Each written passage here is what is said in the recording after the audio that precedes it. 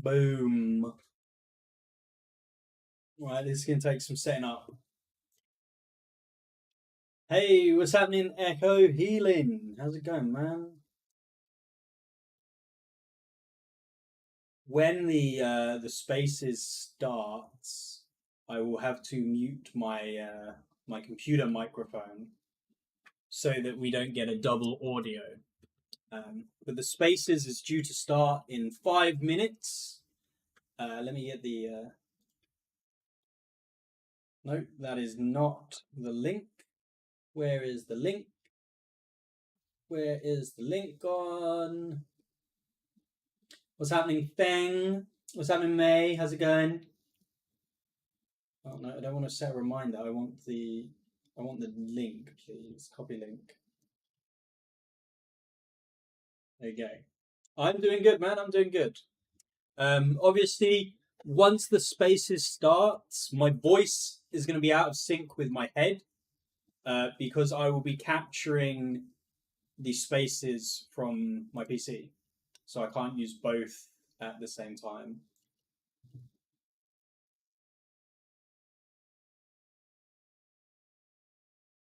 Hola, Ronnie. How's it going, man? What is good? What is good?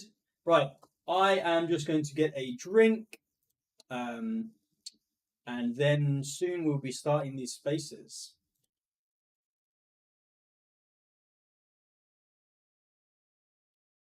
So I will be right back. I will leave you with... Where is it? Where's something we can listen to? There we go. We'll listen to this. Right, I'll be right back, guys. Is this playing? Am I leaving you in silence? No.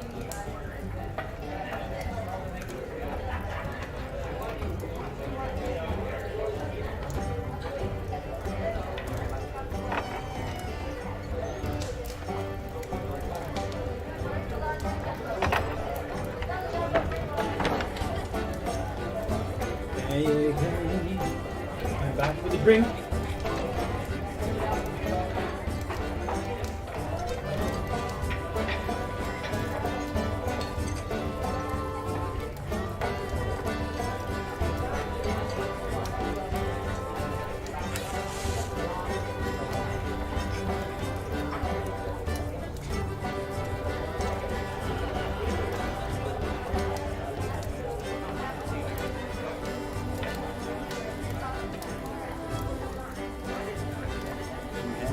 How is everybody doing?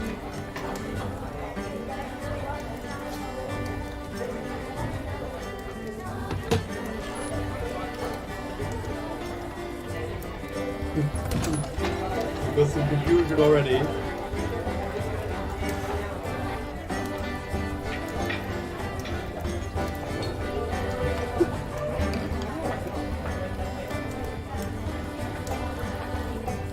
Where's my button that needs to do the actual space?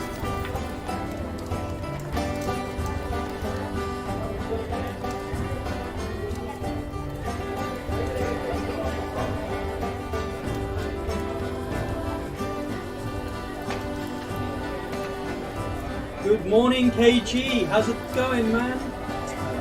It's quite late in the day for me. Please turn off the music. No. We are listening to the music until the spaces starts. Do not worry, the music will not continue once the spaces starts. We are in a tavern celebration.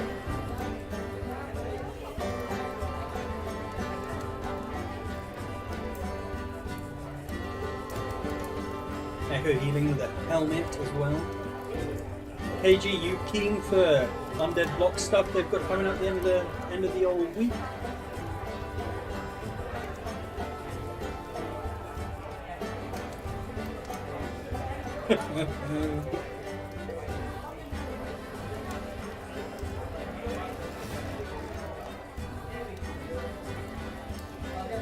Pumped, my friend. Kill to Earn is coming soon. Yes, sir. I had to find which wallet had my weapon pack in because I couldn't even remember what weapon pack I had. if I'm completely honest. But I've got SMG, shotgun, and pistol and knife, I believe. So I think it was kind of mid-tier.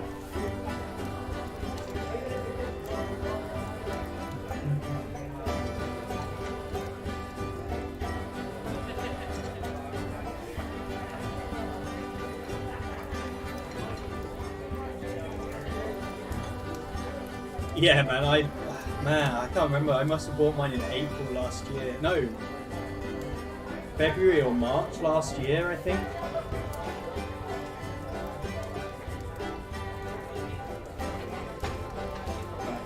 I've got to wait for them to open the space for it. But just a reminder, once I go into the spaces, my mouth is not going to be moving in time because I'm going to be talking on the phone. Okay, everyone?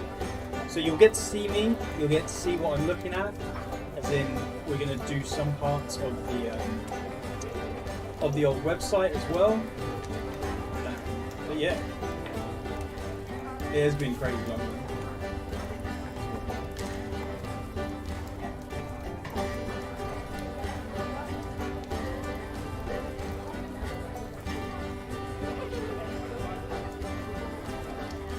Yeah, apparently we can join the spaces now. So I'm going to be muting myself here. But you will be able to hear me through the Twitter spaces, guys. If you can't hear the Twitter spaces when it starts, please can someone let me know. Thank you.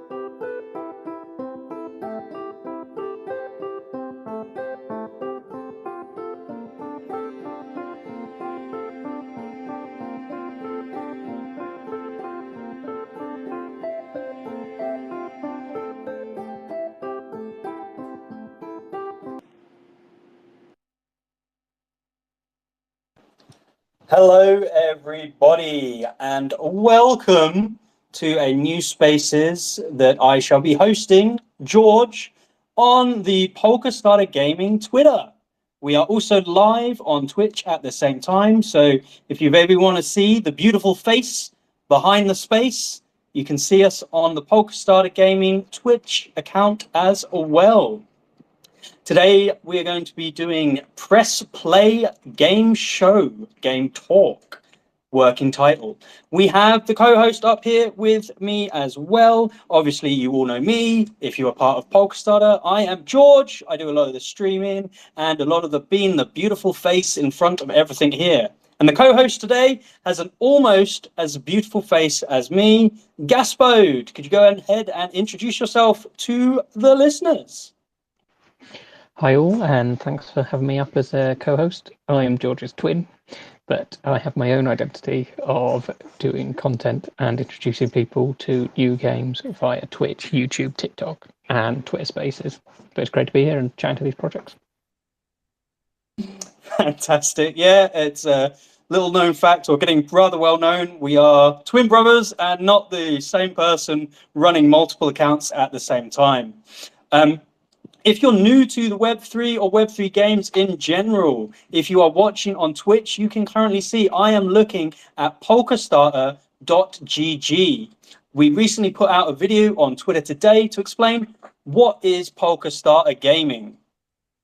And basically, that video sums up everything we do here, and it will lead you to our website, where you can see all different manner of content created by gamers for gamers. So we have reviews, we have guides, we like to stream here as well. You should be able to find our stream currently on our website as well as Twitch.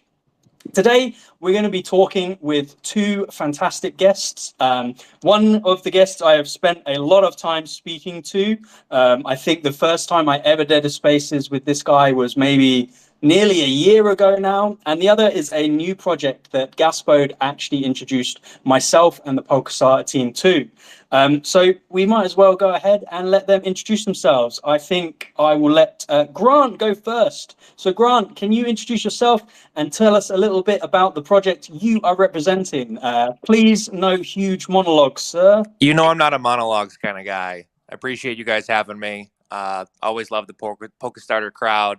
Shout out to Mustafa and Omar and Gasboat. I actually met in person in London, so super cool to be hanging with you guys. My name is Grant Hasley. I'm the executive director, founder of Undead Block Shooter. We are going live in a week. Less than a week, actually. We're going live in 6 days, where you can acquire a weapon NFT, use that to grind for gold and green Z-Bucks. Not going to go into what those are in this time, but happy to answer any questions for you guys. Super excited to just be hanging with you.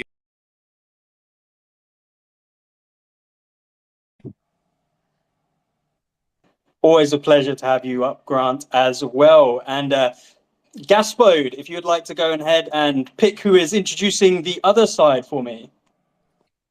Yeah, so the other guest is AI Arena, and I will let them decide who's going to introduce the project.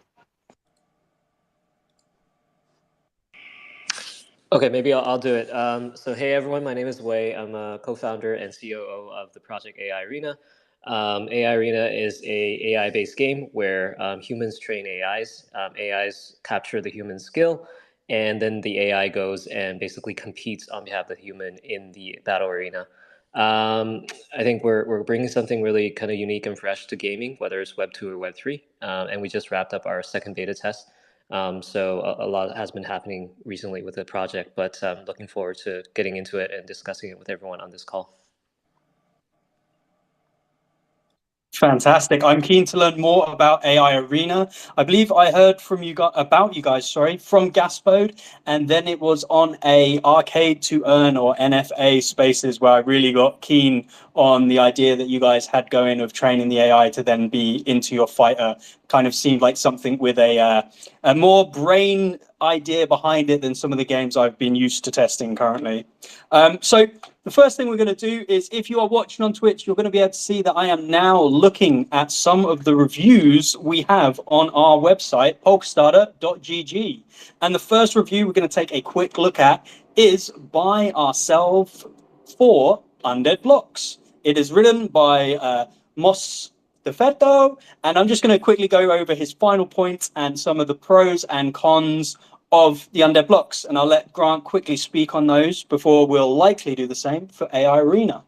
So, Moss writes, Undead Blocks add the Web3 flavor to the classic Call of Duty Zombies formula, and it tastes delicious. Wagyu Games managed to pull off the magic of what used to reel you in for hours, and with consistent 10K and above weekly weekend tournaments, which is very pertinent to this space as we're having today, the tournament side.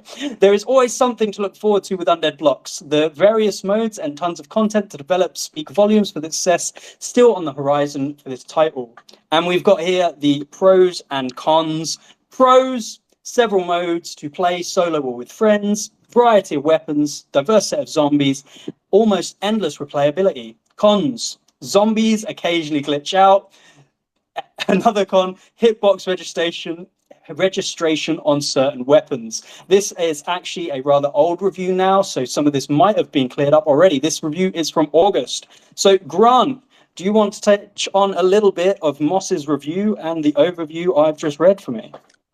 Yeah, I think it's pretty fair when you just look at it up and down. From our perspective, we really want to be, and I guess there's a drinking game now in my Discord every time I say from our perspective, but really what we're looking at is replayability, right? I think a lot of these Web3 games do their best to try to get as AAA, as cinematography, oriented that they can. And I think it's very tough to do when you're competing against the billion-dollar studios. What we really wanted to focus on was the gameplay loop. And we love hearing that this individual can play for hours at a time. I think what we want to really focus on is how do we keep the player engaged, especially in some of these tournaments we've been running.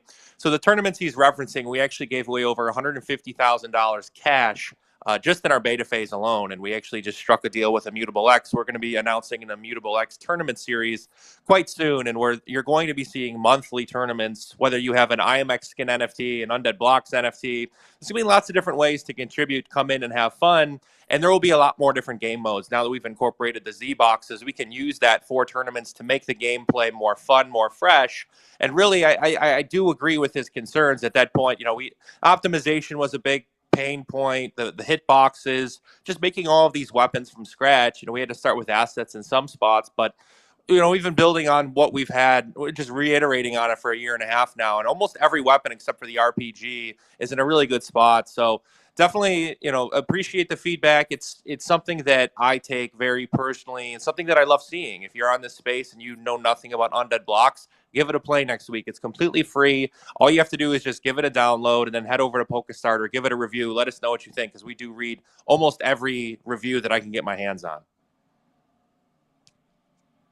Awesome.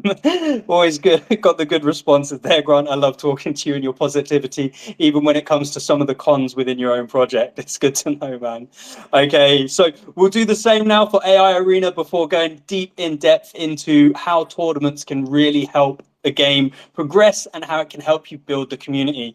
So I'm not sure if you guys over at AI have seen this review. It is by Gaspode, the lovely guy himself. So I'll quickly go through it the same way and I'll hand it over to you guys to speak on. So AI Arena review. Watching the simulations can be surprisingly exciting as you root for your AI to execute the moves it's meant to rather than just falling off the platform. One potential concern is that once you reach a certain point with your AI, you might be better off leaving it alone, which could reduce your active playtime. Being too good at training your AI fighter in AI Arena can both be a blessing and a curse.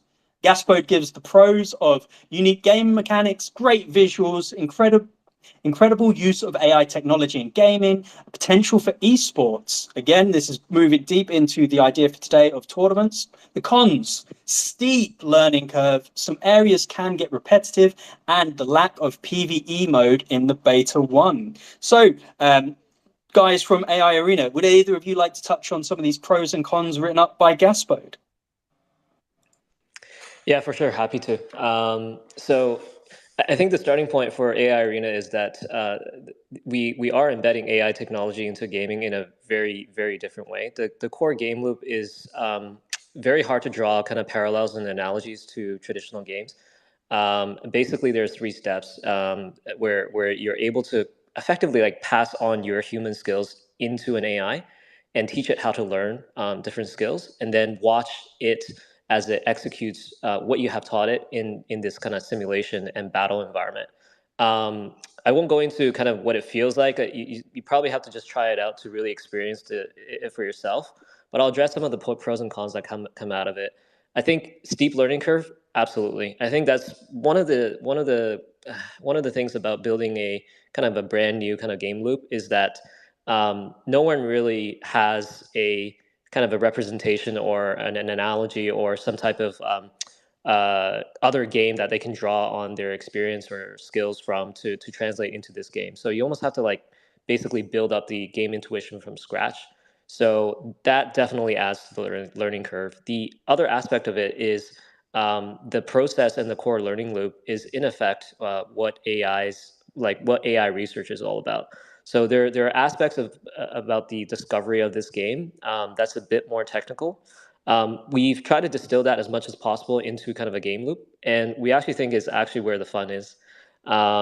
Despite the fact that there is this like steep learning curve, what we have witnessed in terms of like time on platform is that it has not compromised time on platform. In fact, we're just looking at kind of beta 2 results in terms of how much time people spent in the game, and it's pretty ludicrous. Like it's kind of mind-boggling and shocking, even to us, how much time people have spent in this competition. So we actually like the fact that there is a discovery curve, that the game is difficult. This is precisely the reason why it is a fit for esports and competitive format. And ultimately, this game has no ceiling. It has no ceiling for a couple of reasons. Number one is PvP. So it scales and grows with the skill set of people that are playing and competing in the arena.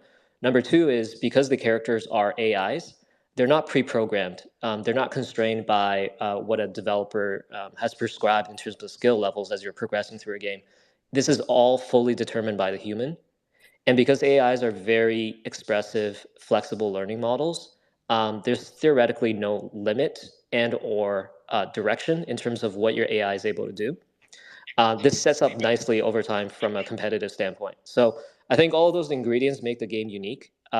It's definitely difficult and challenging. It's meant to be competitive, but once you get to the hook point of the game, it has an incredible locking effect. And yeah, and it's something that we really look forward to building on over time. And I would just like to say that my review was from Beta 1 and Beta 2, where I was a 49th place finisher.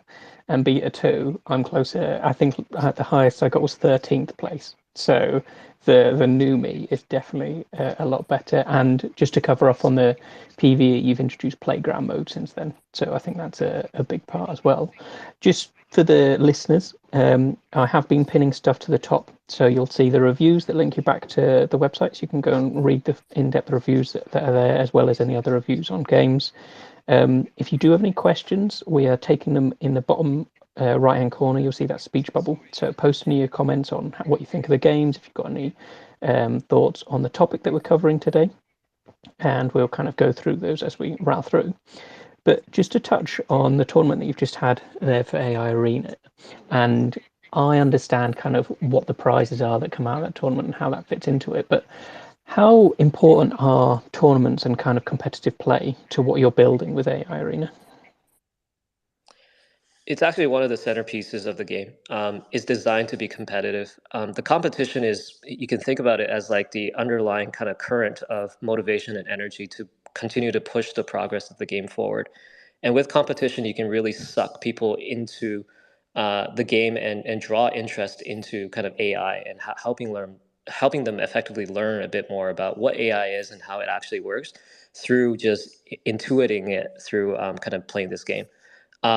We want it to be competitive because that's where the really fun is, right? Because even if you like, I think, Gassy, you participated in beta 1 and beta 2. Our observation is in beta 2, like the competition and the skill level of the top ranking players dramatically improved.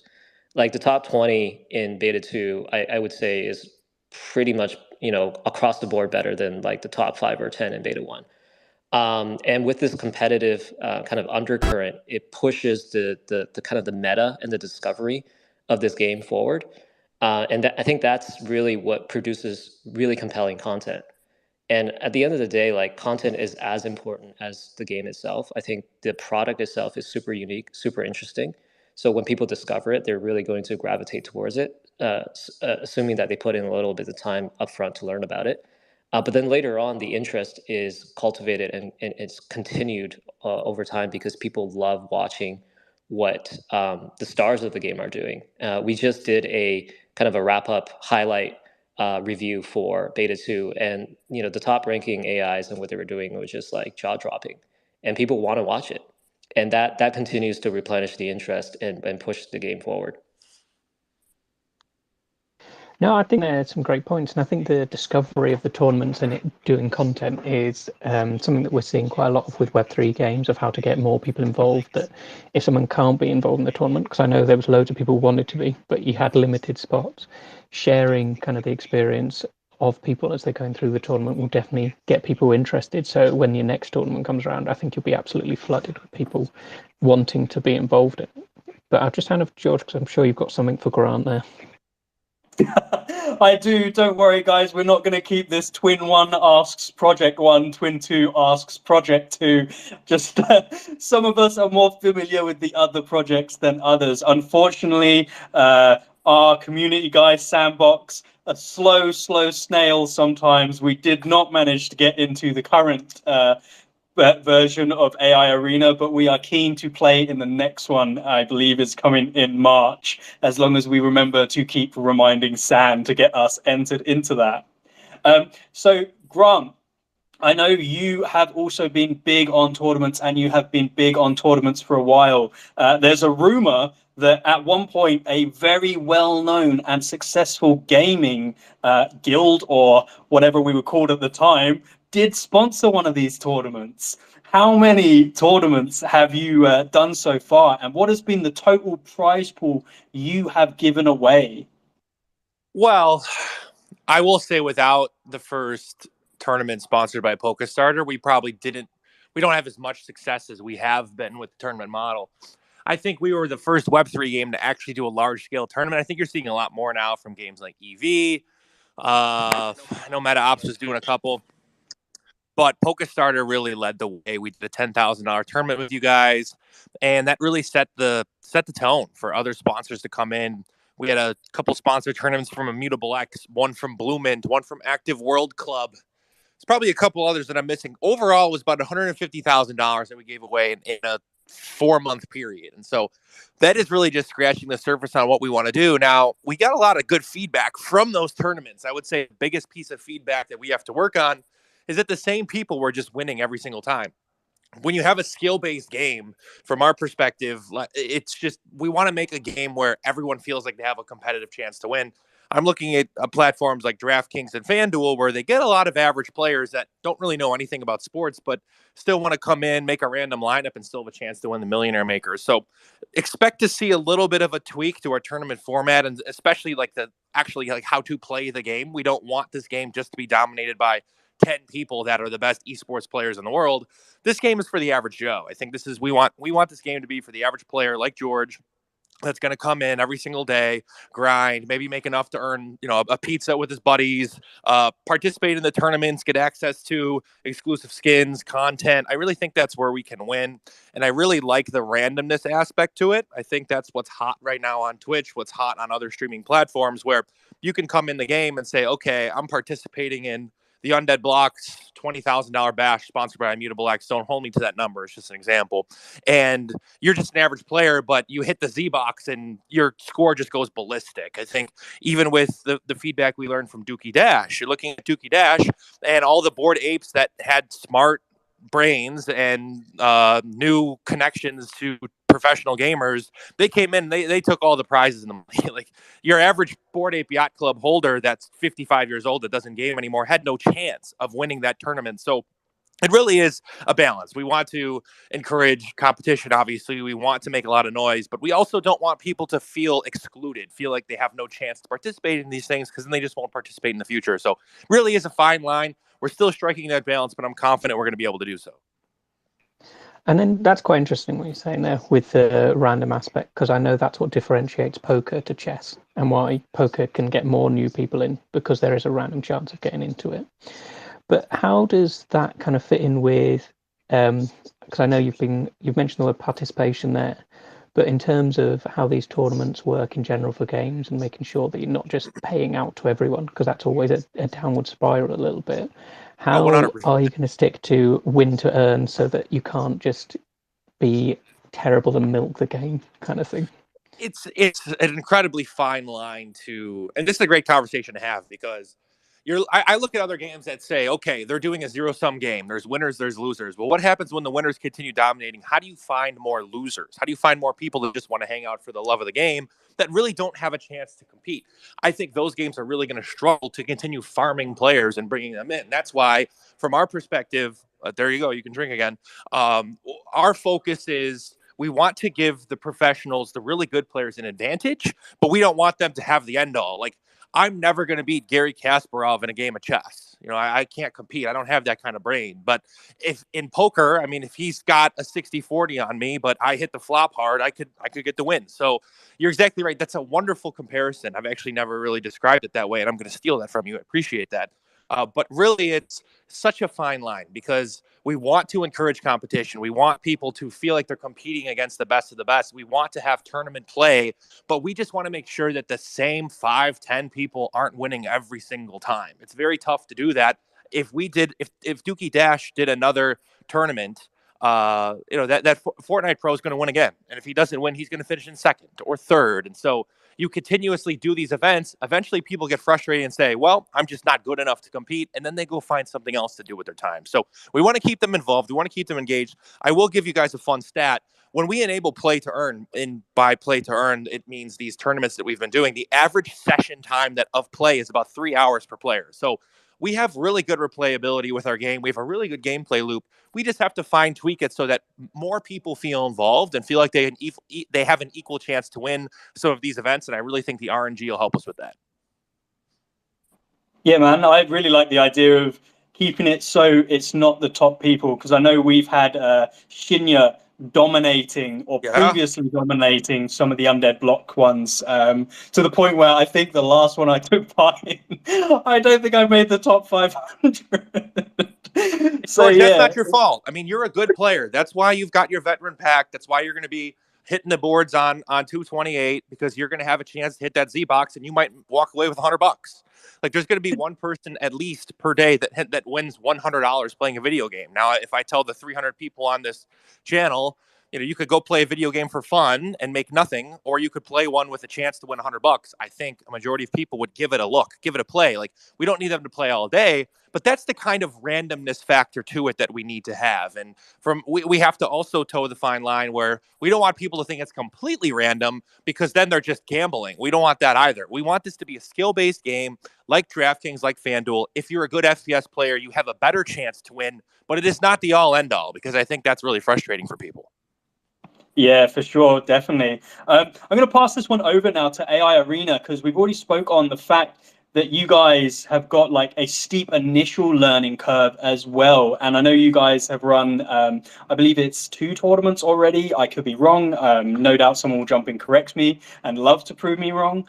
But if you have such a high learning curve at the start, do you have the fear that it will be the same names that dominate all of your tournaments? Or do you have a plan in place to bring in the smooth-brained people? Like, I see we've got Moss Stafetto in the crowd there, and that is one smooth-brained boy. Is there a way that he's going to be able to come into this and place top in these tournaments if he hasn't had prior training in Beta 1 and Beta 2 to really know how to train his AI? Yeah, there's a few ways that we can address that. First of all, the entire game is not intended to be super competitive. The competitive tier will be a natural group of people who play at a very high level, and they're playing it almost as like a professional endeavor. That's kind of the end state vision. There's going to be more kind of a casual, free-to-play version of the game that's available to everyone. And then in terms of the onboarding, the strategy over time is that this is really like, despite the fact that it's PvP and your AI at the current moment is like battling one-on-one versus other AIs, The meta game around this is that it's actually a social learning game. So from a community building perspective, from a content kind of creation perspective, that's the next push for the next little while. One of the areas that we're going to be really focused on is generating that kind of corpus of tutorial content, kind of intuition content for people that when they're coming onto the game for the first time, they can just watch like really short video clips and get an intuition about how the core game loop works. To be honest, like the game loop, yes, there is friction because, like I said, like no one's ever really tried a game loop like this necessarily. It's like a kind of a mix of many different types of games smashed into one. Um, but once you learn the core mechanics of the game loop is actually super simple. It's just the discovery space and the strategy and the problem solving that's difficult. It's not like it's super hard to play the game necessarily. We like to think about it as it's simple but not easy. And that's actually, I think, what you kind of want out of games, especially a competitive type of game. So there's going to be different segments of the product that speaks to a different audience. And we are fully aware that like most casual players are not going to want to compete at that level. And they're still going to be able to get the experience of what it actually feels like to train an AI, impart your skills into it, and then see it perform and compete, even if it's just casually or for fun. So all of those things we're currently thinking through, but yeah, I think on the onboarding friction side, I think there's a lot of things that we can do from a social kind of social information and infrastructure perspective that we can really help to plug the gap there. I love the idea of that. Sorry. Oh, I'm sorry, George. Yeah, I just wanted to make one point. I would also draw a parallel to Formula One in the way our game is set up.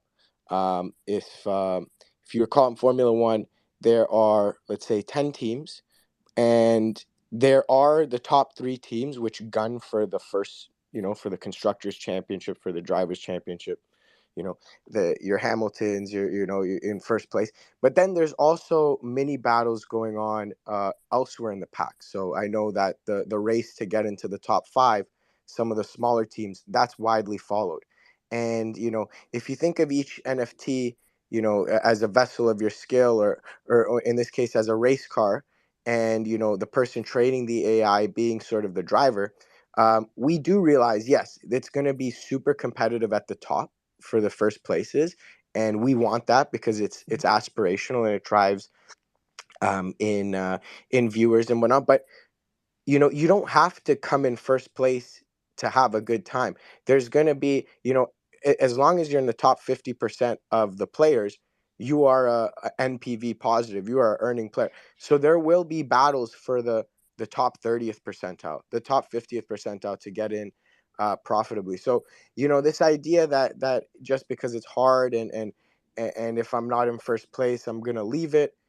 Actually, this tiered, this tiered sort of system, it actually creates for more spectacle, and you can only really do that in an elo-based, skill-based game, right? So think chess, think and so I just wanted to impart that point about our game.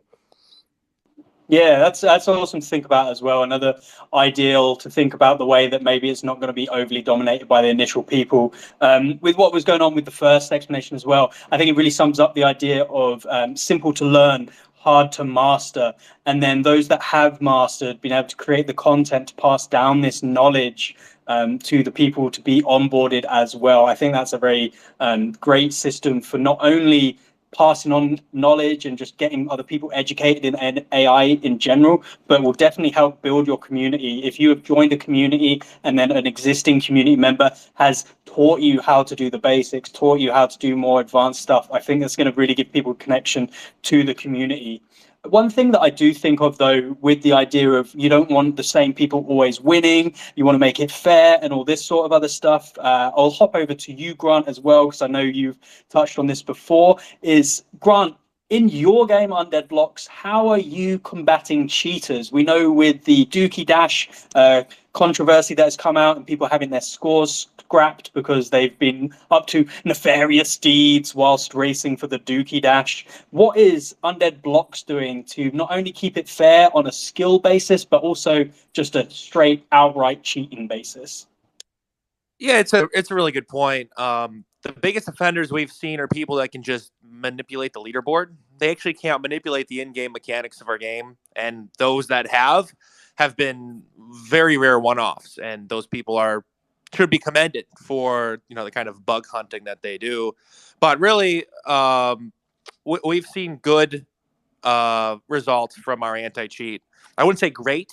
I'd say they were good. And one of the things that you can do is you can gatekeep things behind the NFT. And so I know that Dookie Dash had some issues. They had a couple people that were able to manipulate their engine. Dookie Dash really was just another Temple Run built game, if you guys don't know what that game is. And it was really just a reskin of a previous game that they built. So there was some source code out there that they could manipulate.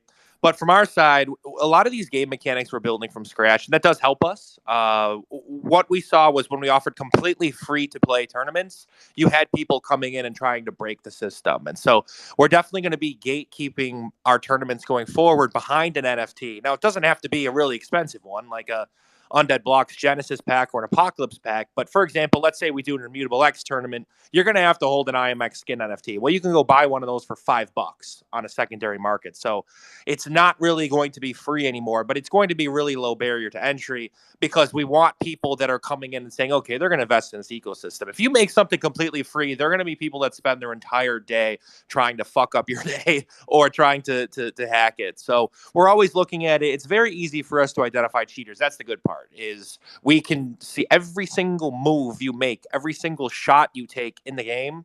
We can track patterns. We can track movements on the grid. It's easy for us to identify who is using a manipulator of some sort. Really, the biggest offenders were people that were manipulating a leaderboard. But this is another thing that people get really sensitive about. If you're playing in an Undead Blocks tournament, it's $1,000 first place. That's, for some people in Web3, 2 or 3 months of rent or food. Like, they're very interested in getting to the top spot. We want to make sure that we have the integrity, that people aren't questioning the integrity, and that really we're compensating for fair play. If people are manipulating and using their NFTs, we have to address it on a case by case basis. I just can't say, okay, this NFT is going to be blacklisted. What we've been seeing is when we threaten a blacklist, people just list their NFT to somebody else. And since it's anonymous, we don't know if it's the same group of people that are making those sort of decisions. So we are going back to the drawing board in terms of how do you punish an NFT holder? And I think what Dookie did was right, is you verify the results, you clean sweep at the end, and you don't give those players anything. That is really going to be the best way forward for a lot of the antics that we've been seeing. But we're very confident in our anti-cheat. I'd say it's good. It's not great. It does have to get a little bit better. No, I definitely think that's important, especially with money on the line for tournaments. So me and Sandbox and a couple of others from the tournament, from the community, were playing a new alpha last week, which has only just come out. And it's not even like, it was just like closed alpha-ish. And even then we got done in by a hacker and there was nothing on the line. No, the game wasn't new. There was no prestige, no flex, and still someone wanted to do it. So it is, people will definitely try and do it, especially if there's money involved. And that is And the then, big issue that we face here, Gasboat, is you're looking at these games and saying, okay, win to earn, win, lose. People just want to have fun, but that's not really how the average brain works in Web3. If you're playing a Web3 game, you want to make money. You came in here because you were into crypto, you were into NFTs. We're starting to see more of a push from content creators. You're here for the gameplay, right? Well, we're not really seeing that in practice. We're seeing a lot of people that are here to compete, that are here to win, and they want to make money. They want to, whether it's an NFT collection or a crypto collection, they want it to explode. And so these people's feelings are very sensitive when they feel cheated or they feel like they don't have access to information. When you live in an industry where doing your due diligence or getting alpha is the most important asset for a lot of these collections. So it is a very tough line to navigate. And I completely empathize with that group that's creating the alpha. Like, people are jacking these things for no reason. It's very frustrating. So that's just what we've been seeing in practice. No, 100%, and I get that. And then with AI Arena, like, I've played it a bit, and I could definitely do with just being better. I tried training it just by me playing, and my hands don't even work properly with a controller. I just got old hands these days, I guess. But is there any worry of cheating when it comes to the trainer? Because even though you're not competing directly against a person, maybe within the training itself? That's a great question. So, like, how do you envision someone would cheat training? Like, if they're like a researcher. They train it off platform with like Python, and then they upload it to the platform. Is that kind of what you're thinking? I'm probably a bit too smooth-brained to come up with how to cheat, but if that would work, I guess. I don't know if it's as much of a worry, but is it something you've had to think about for the tournaments? Yeah, yeah, certainly. Well, one thing I'll say, it's impossible to cheat in ranked battle, because in order for them to cheat, they would have to hack our server. Since the entire match is run on server, there's nothing about it that runs on client, which is the beauty of using AIs to compete. So the only way, like you mentioned, that people can possibly cheat, and it doesn't really cheat the results, it only cheats kind of how they got their AI to where it is in training. But we can also limit this, right? We can make sure that our server, for example, if we are really concerned about this, we can move training onto a server, and we can have the server sign a message to basically say it validates the training result. And you have to basically push the message with the model hash onto the blockchain, and you can easily verify that the server actually did sign that. So in that case, the only way to cheat would be to actually hack our server. So yeah, we can easily move to something like that, and we do similar things for other aspects of the game to make sure people don't cheat in various aspects. So it's easy for us to port that over to training as well. And then just coming on that, I guess it's less cheating because it wouldn't be. But do you envisage, rather than someone trying to cheat the system, they just start getting really good players and pay them to do the training for them? Because I know when I tried recording just me playing, it Yeah. actually did a lot better than I expected, and I'm terrible. Yeah, I certainly see that as something that will happen. In fact, a funny story, during our alpha, like over a year ago, it was actually Jello. I'm pretty sure on Jello's team, his teammates would give him their NFTs, because we had the marketplace integrated at that point, and they would just sell their NFTs to Jello. He would train them, then sell it back to them, and they won the competition that way. And it was so funny. So I totally see people doing that. There's nothing really we can do to stop it. In fact, I think it's actually a cool thing about what we're building, that people can basically encapsulate their skills in this NFT because it's learning from them.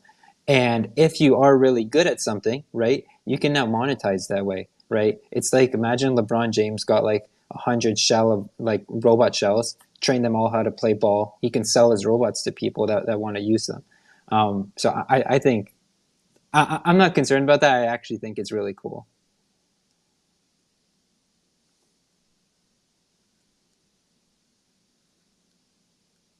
Thanks. No, sorry, I lost my mute button there. No problem. But no, I think it's good hearing about it, and you can see that tournaments are going to be playing a big part for both of your games in the year to come.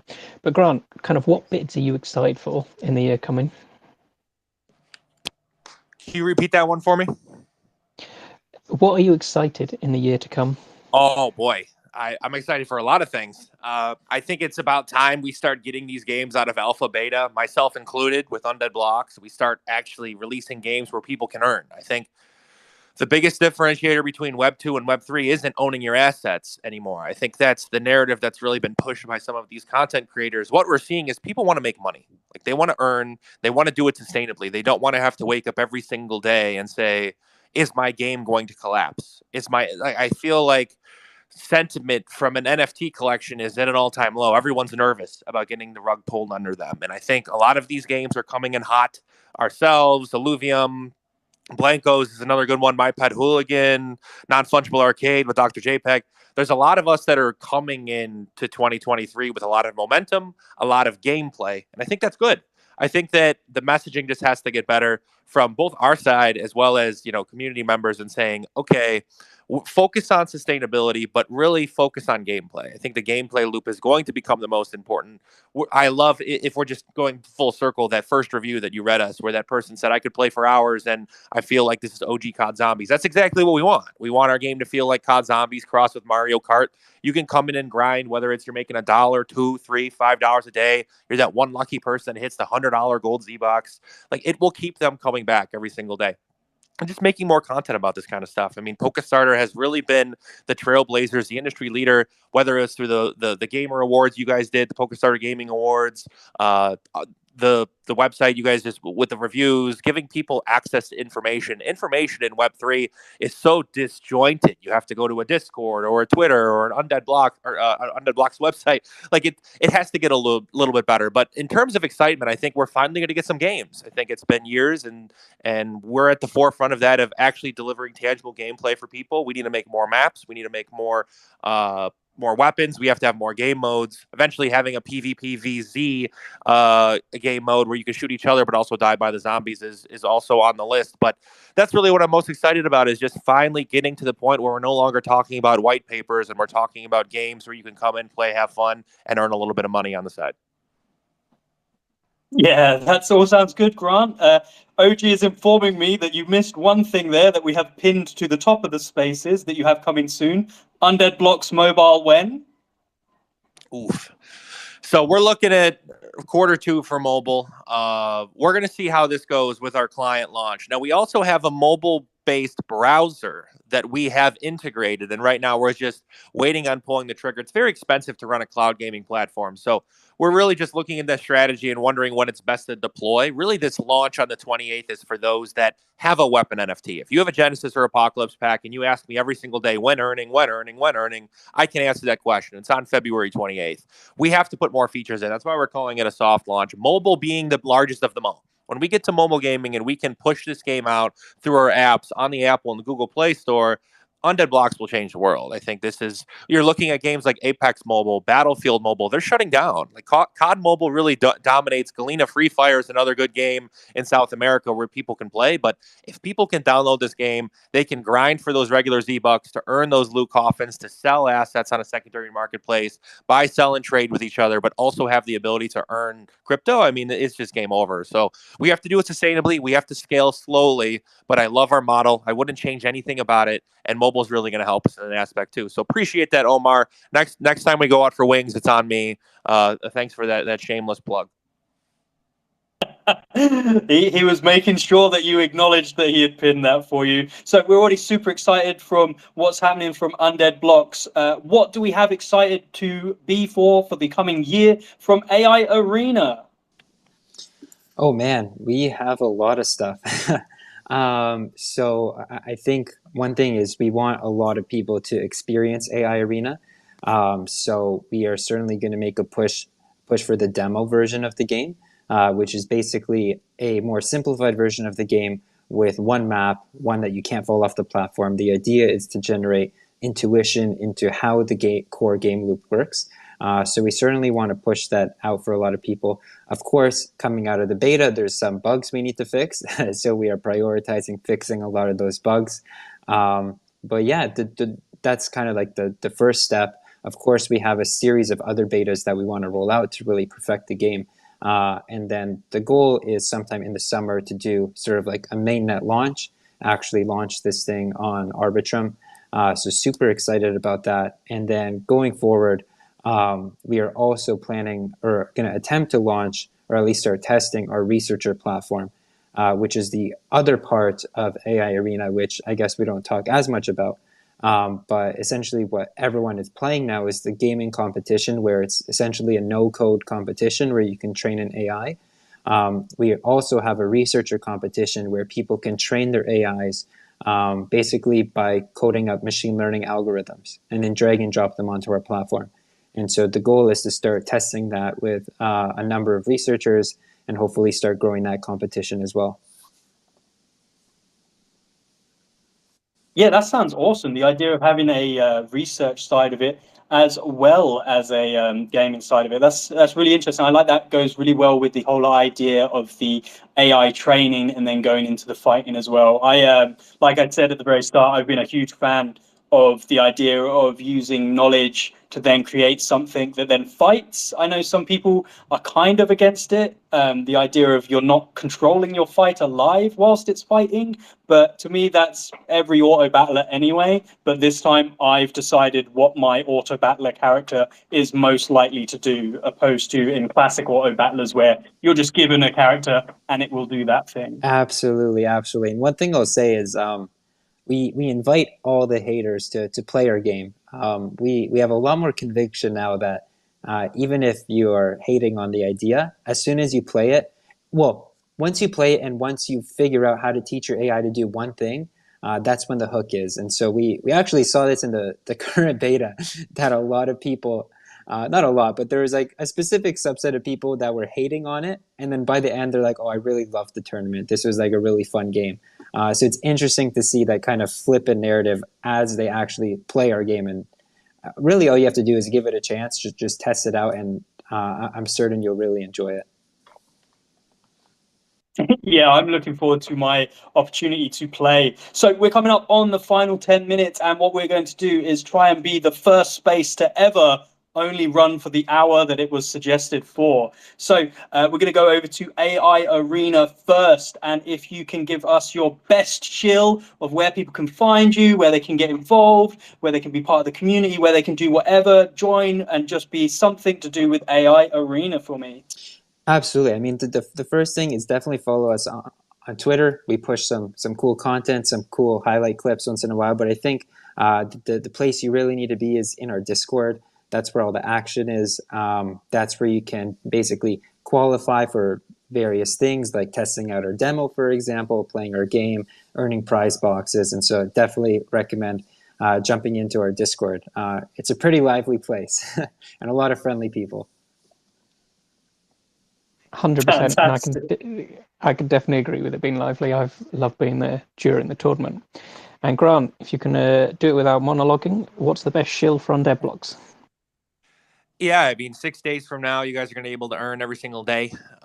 If you guys are interested, head over to undeadblocks.com, download the beta, give it a play. It's completely free to play. So if you don't have an NFT, but you want to grind for some Z-Bucks that you can use to swap for some assets in game, feel free to just download, make a Wagyu account, and let us know what you think. Give us feedback. Follow us on the socials. Join our Twitter. Our Discord's always popping. We also have a Telegram chat as well. All of the links are in the description of our Twitter profile. So super excited for you guys having us up here. We've worked really hard to get to the 28th, and we're just excited to have PokeStarter as a partner. You guys have been with us since day one, and we appreciate all the support you guys have given us over the last 6 months to a year. We're ready to rock and roll. Excellent. It all sounds good from both sides. So before I go on to my final shill, which is likely to be a monologue on behalf of PokeStarter Gaming, Gaspode, would you like to shill yourself a little bit before we go on to that, sir? I will do, yeah. So I do Twitter Spaces with new games, and I do YouTube and Twitch and Twitter threads. And that's about it, really. And I've also started doing written reviews on PokeStarter Gaming. So I'm now a big brain boy. So that's me. But just keep an eye out, and I'll show you some good games as we go through it. Well, one of us certainly needs to get better at shilling things, and I can promise you after this monologue you will believe that it is not me. So we are here at PokeStarter Gaming. We have branched out a lot more than our original ideal that was PokeStarter Gaming Guild. We are more moving into what our final vision and towards what we really want to achieve in the space. The new website, which has been updated I believe 3 times now, is definitely pushing in that direction. Make sure you go and check it out. It is on PokeStarter.gg. We have reviews, we have games, we've got different genres split up. We've got news just in general for stuff that is happening in the gaming space as well. If you've been watching on Twitch, you'll have been able to see me going through some of these pages. You can also watch our live streams on Twitch as well. With Twitch on the mind, make sure you go over to our Twitch. We are PokeStarter Gaming over on Twitch as well. Follow all of the socials that we have for PokeStarter. Obviously, we're here on the Twitter now, so you know where this is. Make sure you come to our Discord, because we do Discord-only events as well. And we managed to connect with a surprising number of projects, so there is always something that you guys can get involved with to potentially win or just have fun with other people that are into the same things that you are, e.g. Web3 gaming. So this has been the first episode of Press Play Game Talk, hosted by myself, George. You can follow me on Twitter. I also have my own personal Twitch as well that I stream on. If you like to hang out and chill, I can warn you, that's not always Web3. But make sure you come along to the next one. Likely going to be co-hosted by Gaspode again for the next one, but we do plan to get the whole team involved. So if you are dying to hear from Omar, San, or Moss, your opportunity will come to hear them on Press Play Game Talk when it is their turn to come up here and co-host with me.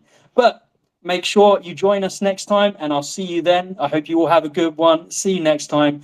Boys, girls, ladies, gents, whatever. I'll catch you in the next space. Peace.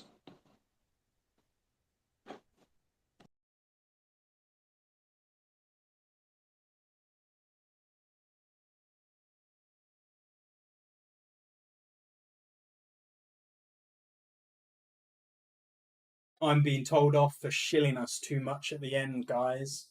Old OG, the sourpuss, telling me my monologue, which I pre-stated was going to be a monologue, was too much of a monologue. Ridiculous. Make sure you all go into the Discord and tell OG that my final monologue was perfect, was the best length for monologuing. So guys, I hope you enjoyed that. Let us know if you like the format of doing a Twitter Spaces with me sitting here looking great, occasionally scrolling the website when I remember to. And we'll catch you next time. I will not be streaming for the rest of this week, but Hub and Sam will be. I believe there is a Sam stream coming up for tonight. But I will see you guys next time. Thanks all of you that came along and stuck along as well. It's great to see you guys out here supporting us. Until then, catch you later. Peace.